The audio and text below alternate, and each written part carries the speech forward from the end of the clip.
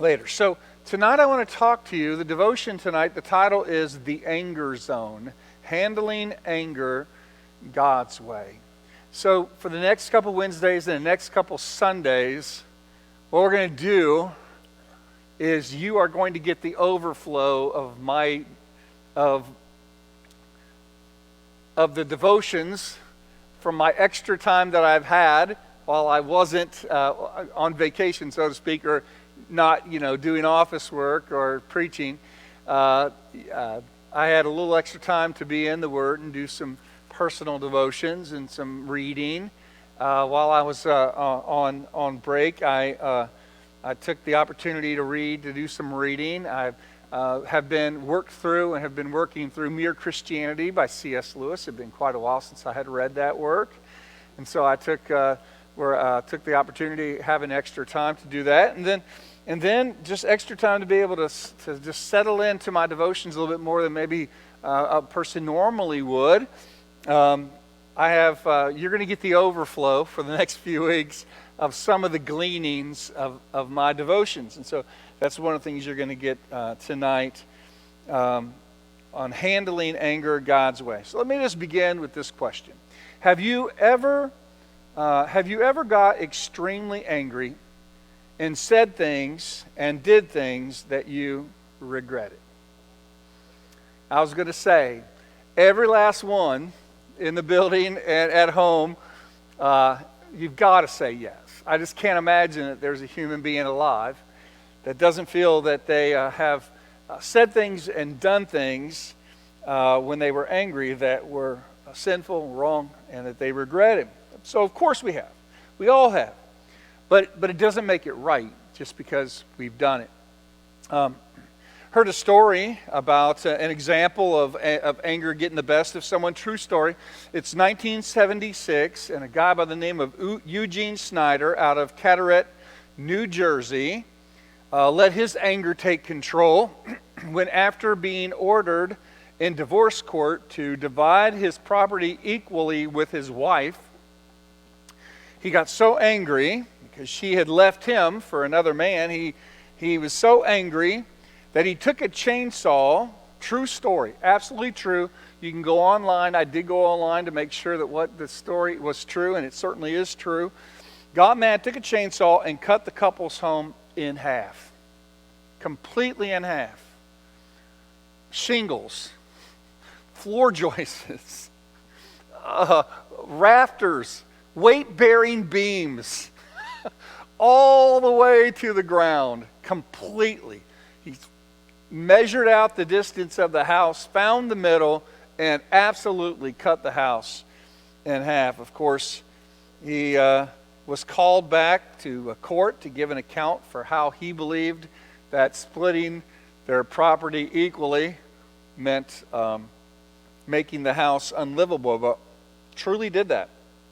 One may become angry at painful circumstances, resulting in a desire for revenge. This is also a true story. It happened in August 1998 in World Magazine. Many of you get that magazine. I have for years. It tells the story of a lady by the name of Pamela Weiser. And she was mad at her ex-boyfriend who infected her with the AIDS virus. Matter of fact, completely true story. So she decided to get even by passing on HIV to every man she could find. She spent a whole year picking up men at bars in rural Tennessee. And at first she bragged about these flings with up to 50 men. And when held accountable for what she did, she said, "I was just getting revenge for what he did to me." And this 29-year-old divorcee and mother of two was held accountable for this seething rage. Solomon has some words about anger for us from the Proverbs. Many, so let me just kind of give these to you as bullet statements. In Proverbs 15:18, it says, "A hot-tempered man stirs up strife, but he who is slow to anger quiets contention." That's going to be a theme you're going to see, the difference between someone who flies off the handle and someone who controls their anger. Proverbs 19:11, good sense makes one slow to anger, and it is his glory to overlook an offense. Proverbs 22:24 says, make no friendship with a man given to anger, nor go with a wrathful man. Proverbs 29:22, a man of wrath stirs up strife, and one given to anger causes much transgression. Proverbs 30:33, for pressing milk produces curds, pressing the nose produces blood, and pressing anger produces strife. Solomon also says to us in Ecclesiastes 7:9, he says, be not quick in your spirit to become angry, for anger lodges in the bosom of fools. And then Jesus has some words for us in Matthew chapter 5, verses 21 and 26. This is a part of his Sermon on the Mount. He hits several topics. He just kind of moves from topic to topic of Christian living, and he handles this issue of anger, and he says this, you have heard that it was said to those of old, you shall not murder, and whoever murders will be liable to judgment. But I say to you that everyone who is angry with his brother will be liable to judgment. Whoever insults his brother will be liable to counsel, and whoever says you fool will be liable to the hell of fire. So if you are offering your gift at the altar, and there remember that your brother has something against you, leave your gift there before the altar and go. First be reconciled to your brother, and then come and offer your gift. Come to terms quickly with your accuser while you are going with him to court, lest your accuser hand you over to the judge, and the judge to the guard, and you be put into prison. Truly I say to you, you will never get out until you have paid every last penny. So I have 3 points that I want us to look at, really 3 questions. The first question is this: when should I be angry? We're going to talk about that there's a time to be angry. There are some things in the world that should make you angry. So when should I be angry? And then the flip side of that, when should I not be angry? And then the third question we're going to deal with is, how can I harness my anger so that it honors God and blesses people instead of instead of sinning against God and sinning against people. So those 3 questions you're going to ask. When should I be angry? When should I not be angry?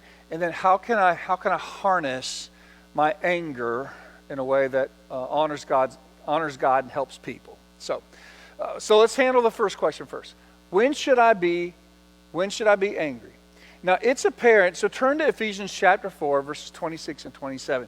It is apparent from scriptures that Jesus in Matthew chapter 5 is not prohibiting every form of anger, because he himself got angry. We'll see that. So it's apparent from the scriptures that Jesus, in these words in Matthew 5, is not prohibiting every kind of anger. Paul says it this way in Ephesians 4, 26 and 27. Be angry and do not sin. So just stop right there. And first of all, that's not a command to be angry people in life. Be angry. That's not the point. The point that Paul is making is, if you're going to be angry, do so in a way that you're not sinning. So, be angry and do not sin. Do not let the sun go down in your anger, and give no opportunity to the devil. There's so much there. So much there in those verses. So the first thing that we learn in that verse is this: not all anger is wrong. Not all anger is a sin.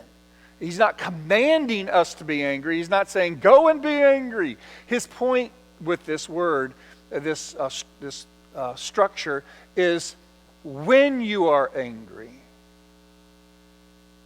do not sin. So we learn that there is an anger that is sinful, and there's an anger that is not sinful. Be angry and do not sin. And one of the things that we learn about sinful anger is a sinful anger stays with us. It lingers long. And anger that lingers long, we're going to learn in a little bit that anger can be energy to solve problems. It can be a God-given energy to solve problems. But when we let it linger long, it usually seethes and turns into bitterness. And so one of the things he says is be angry. So it's not a command to be angry. It's just when you're angry, do not sin. Do not let the sun go down on your anger. And some have taken that literally, like you can't sleep while you're angry. Well, I think it's a great principle. I don't know that you can. I think there's a bigger principle at work, which means handle your emotions and solve today's problems today. I think that's a lesson we learn from this. Solve today's problems today. Don't let them seed. Don't let them linger long. Solve today's problems today. That's the principle we learn here. The point is don't go to bed on it. Don't let it linger in your life. So don't let it seed. Don't let it linger long. It'll turn into bitterness. And then give no opportunity to the devil. Because what the devil's going to do, he's going to take your anger and he's going to cause you to not harness it for God's glory and good of others, solving problems, but he's going to use it to destroy. He's going to use it to cause bitterness and just loathing for others. And so not all anger is inherently wrong. For instance, God's anger is one of his righteous attributes. God says that he is an angry God. There are things that he is angry at and things he should be angry at. And as we're going to talk about in a little while, there are things you should be angry at. There are things that should make you angry. And so God's anger is actually one of his righteous attributes. Jesus had righteous anger. Remember when he was at the temple? And they were turning the house of worship into the house of prayer, the house of worship into a house of money making, and not just money making, but usury. Like what they were doing, and if you know the whole story, what they were doing is they said this: you have to sacrifice a perfect animal, a spotless animal, spotless lamb, and we can't we're not going to examine all your lambs to see if they're perfect. So you're going to have to buy our special lamb. And of course, their special lamb came with a very special price. And then you couldn't just buy their special lamb with normal money. You had to buy it with temple money, and so there was a temple tax. It'd be like handing them $1 and they giving you 90 cents back to spend on their special lamb. So they were getting money on the temple money exchange. They were making money on the lambs, and it's just complete usury. And Jesus saw this and was angry. To the point that, and here's the thing, I don't think I could do what he did and not have sinned, although we know he did it and not sinned. He tipped over tables, ran all the animals out, ran everybody out, and cleaned house that day. So God's anger is one of his righteous attributes. Jesus got righteously angry. And what Paul is doing in Ephesians 4:26 and 27 is he's actually quoting a psalm. I don't know if you knew that. But he didn't just come up with this on his own. It's amazing how much of the New Testament writers, when you read it, you're like, that's so cool. Well, they're just quoting somebody else who wrote a couple thousand years before them. He's quoting Psalm 4:4, which says this: be angry and do not sin. Ponder in your own hearts on your bed and be silent. Selah. Think about it. And so David's the one who originally said it. And David saw the way people mistreated the name of God, his purposes, and his servant, and he was jealous for God's glory. And so he said, be angry and do not sin. Ponder in your own hearts on your bed and be silent. It was due to God's glory being trampled. Listen to the words of a pastor as he comments. His name's John Stevenson, a guy that I like to listen to. He says this about this passage, about Jesus and the cleaning of the temple. He said this: it was a day of worship.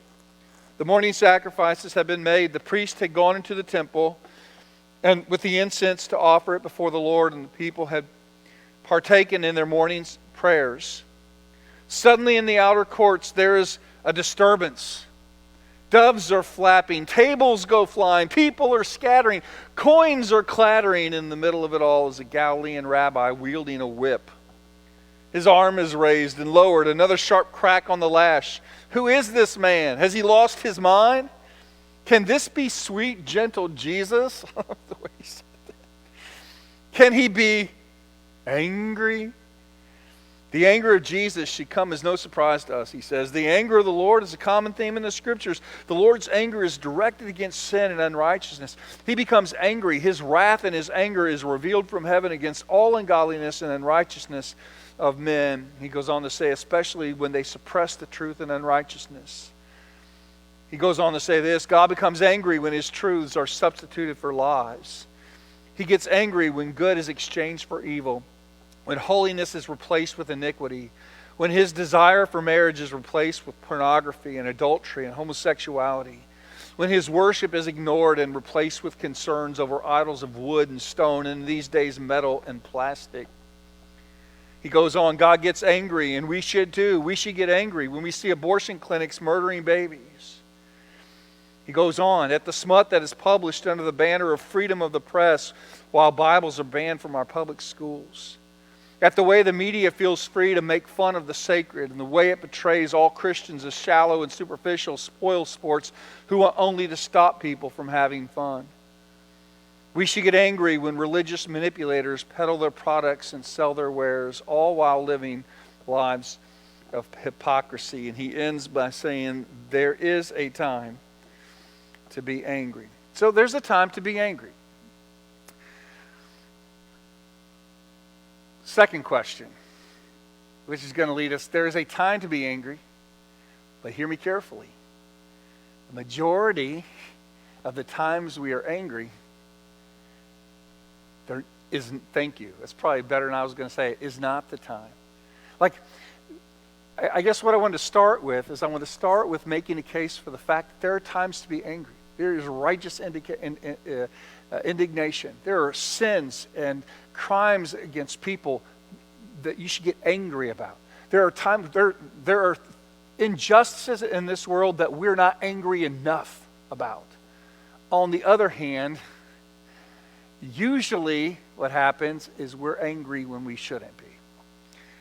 When should I not be angry? So that's the second question. When should I not be angry? So, although there are times when I should be angry, most of the time, I should not be angry.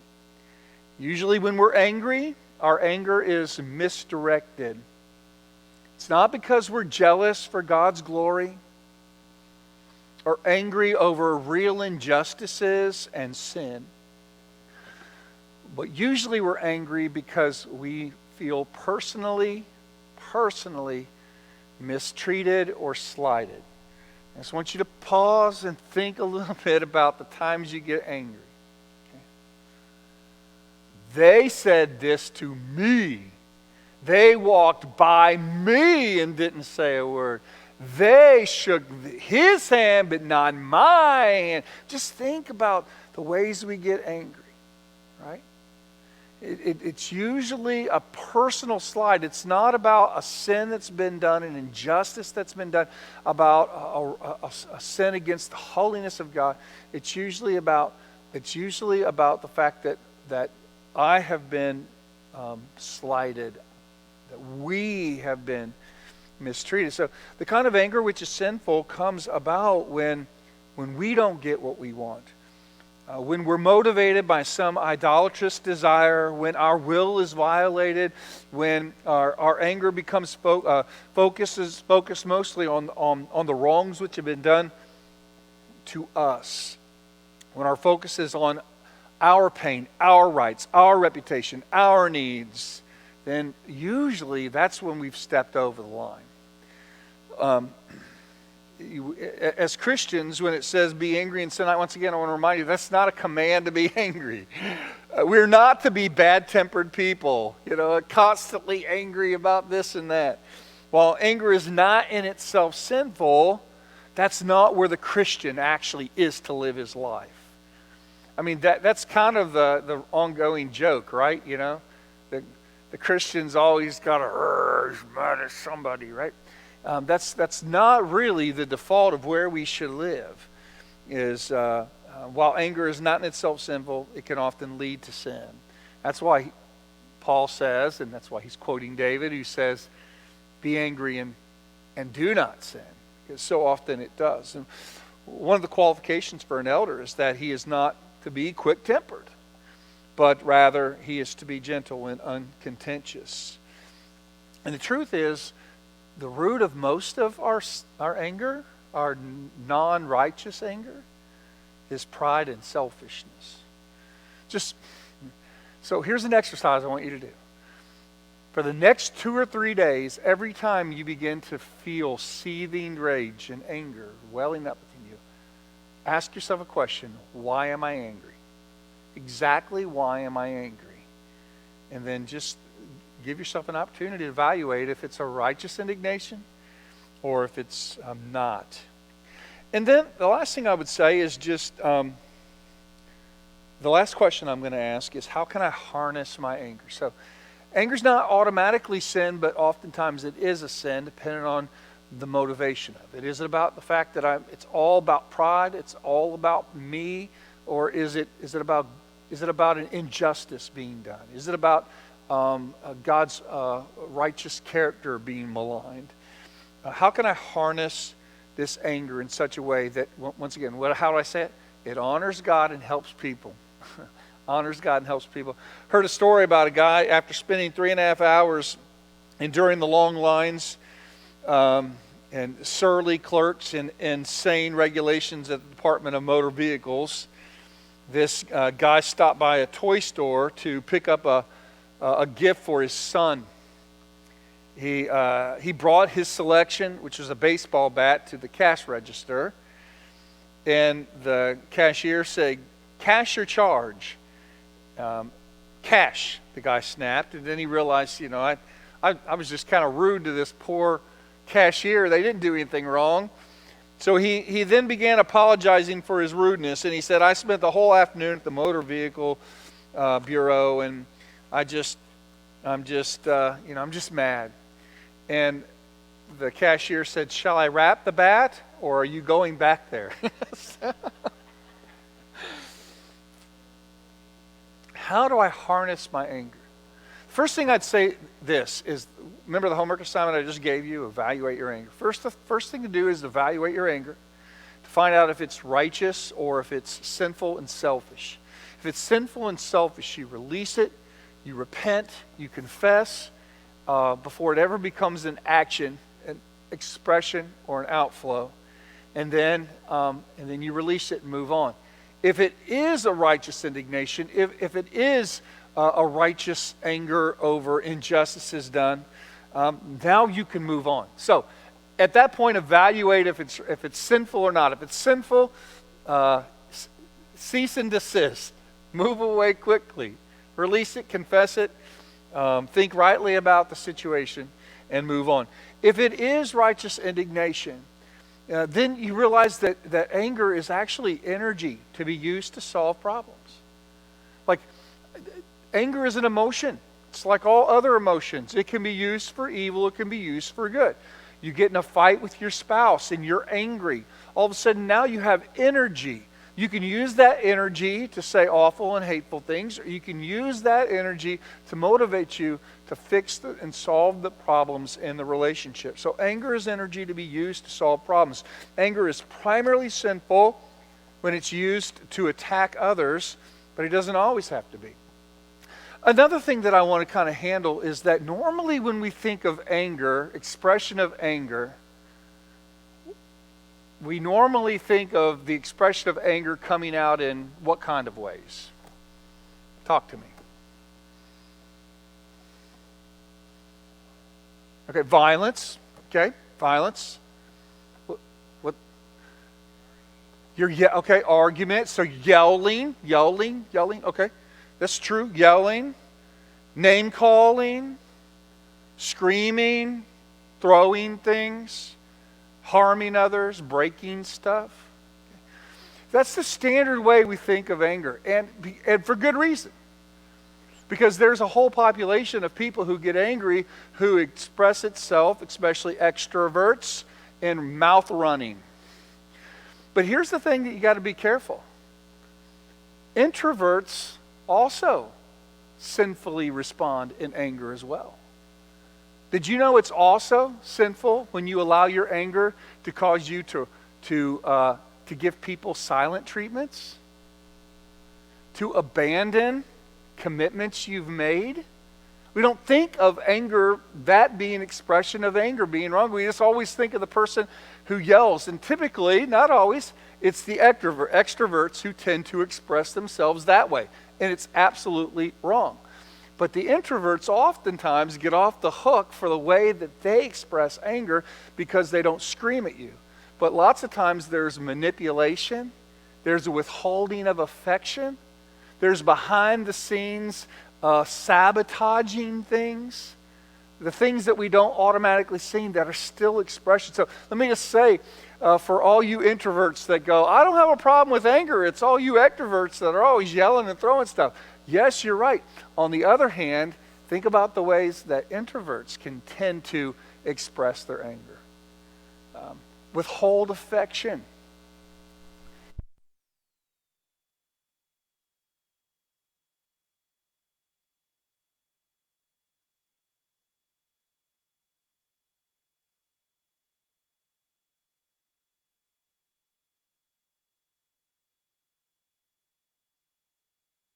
The problem is we tend to dismiss the way that our anger shows itself and be extremely judgmental on others, when in fact it's all wrong.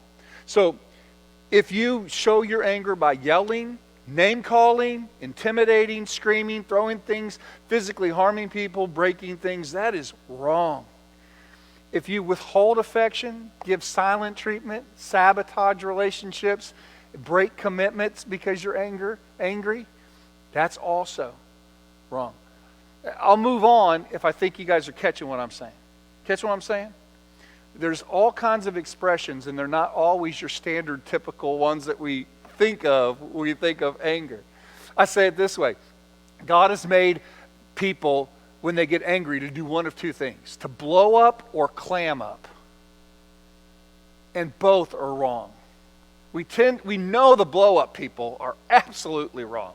We know that. But we tend to treat the clam up people as if they're not. But the clam up people are the ones that use silence as a weapon, abandonment as a weapon. They're the ones that break commitments and don't go through with things they said, because they're mad. That side, the clam-ups, usually get the benefit of the doubt. It's still sinful. It just shows itself in a way that's consistent with your personality, but still sinful. And so good anger can be turned bad, and bad anger can be turned worse when we allow our anger to show itself in physical expressions. Either by the blow-up, we all know, it looks wrong. We know it's wrong. It's kind of like in the church, there's sins that we all know are sins, and there are also sins that seem to be that we don't always see as sins, right? Like the person that gives a prayer request, which is oftentimes nothing more than a gossip session, right? That's a sin it's a sin. But it's a sin that gets celebrated in church for being a concerned person. So there's all kinds of ways that we do this. Richard Walters said it this way. He's a counselor of sort. He said, people will be murdered today because of someone's anger. Others will die from physical ailments resulting from or aggravated by their angry feelings. Many people die in anger-related auto accidents, while others carry out the angriest act of all, suicide. Countless relationships die little by little as resentment gnaws away at the foundation of love and trust. Anger is a devastating force, and its consequences should sicken us. And he closes with these words: anger-related destruction of the human life and spirit is the incredible national disaster. It is a personal tragedy in the lives of millions. Now, what often happens is when people are confronted with their own anger, they say things like, "This is the way I was made. I can't control my anger." Well, let me just say this. First of all, two things. Here's the first one. God says you can. Because God commands you to control your anger.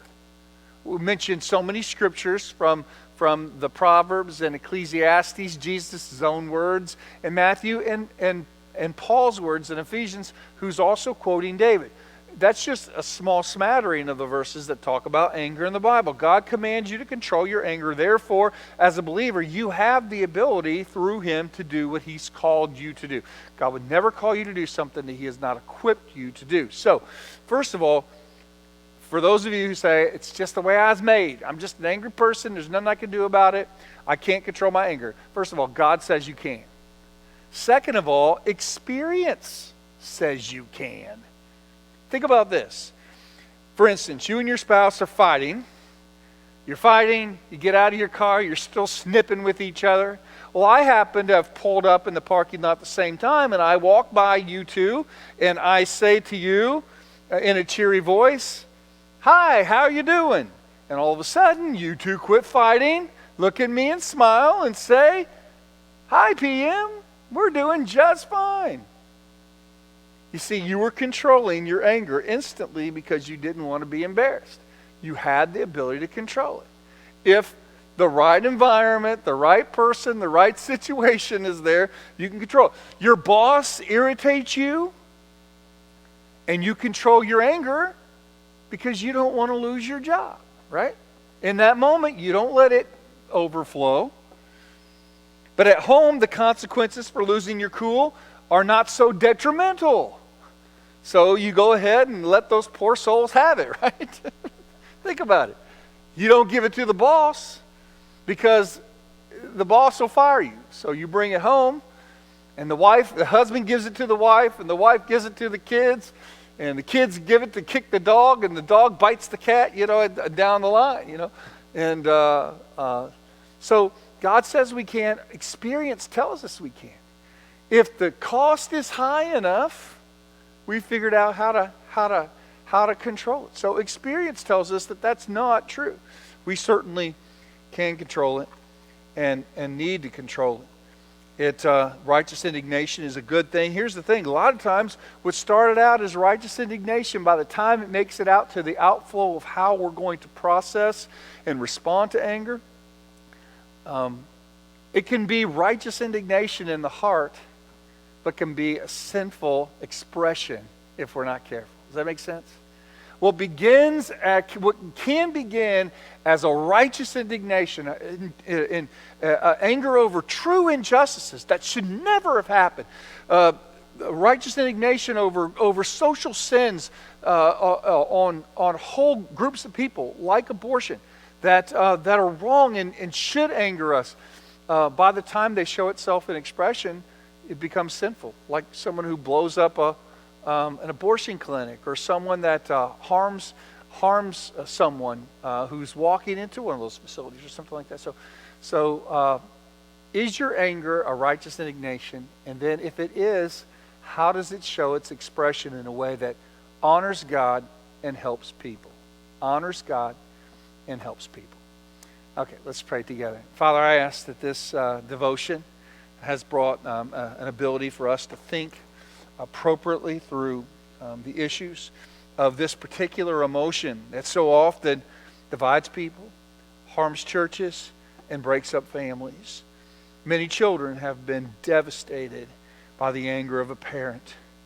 Many marriages have gone awry and have ended in divorce because of uncontrolled anger. Many people have been hurt by words spewed by angry mouths. So, Father, I ask that you would help us as people of God, as Christians, that we would harness this emotion in a way that would honor you and help others. And we pray these things in Jesus' name. Amen.